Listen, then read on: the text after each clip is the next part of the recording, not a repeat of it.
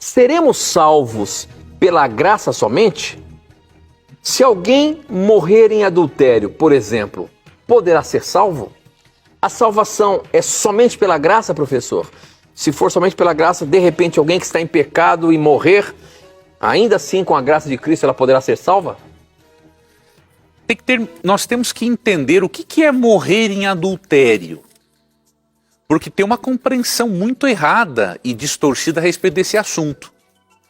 Então, por exemplo, quando um irmão ou uma irmã acaba se divorciando não pelos motivos bíblicos, né? E realmente, se essa pessoa se divorcia não pelos motivos bíblicos, né? De Mateus 5,32, Mateus 19,9, Romanos 7,2, se ela se divorcia não pelos motivos bíblicos, ou seja, a imoralidade por parte do cônjuge ou a morte do cônjuge, né? E se casa novamente, a pessoa está adulterando realmente. Mas existe uma compreensão distorcida de adultério eterno. As pessoas pensam que aquela pessoa que errou e entrou em um novo relacionamento, agora ela vive em adultério por toda a sua vida. Temos que ter cuidado com isso.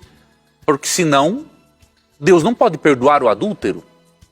Se Deus perdoou o adultério de Davi, que envolveu até o homicídio, ele matou Urias para ficar com Batseba, se Deus perdoou Davi, é lógico que ele pode perdoar um irmão que cometeu um erro também. Então eu tenho muita cautela com essa questão de morrer no adultério. O que o irmão ou a irmã quis dizer com isso?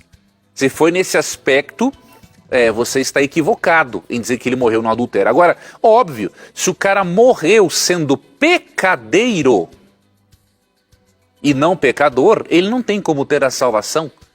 Porque a salvação, mesmo sendo pela graça, ela é expressa em obras, por quê? Porque as obras são o fruto da salvação.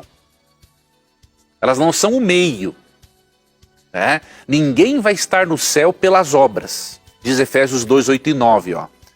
Porque pela graça sois salvos mediante a fé, e isto não vem de vós, é dom de Deus, não de obras para que ninguém se glorie. Ninguém no céu vai se gloriar, gabar-se, porque praticou alguma coisa que o tornou digno de estar lá.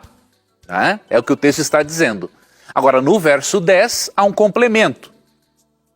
Pois somos feitura dele, criados em Cristo Jesus, para as boas obras, as quais Deus de antemão preparou para que andássemos nelas. Então, não somos salvos pelas obras, mas as obras são uma materialização, diríamos assim, da fé. Elas são o fruto da fé.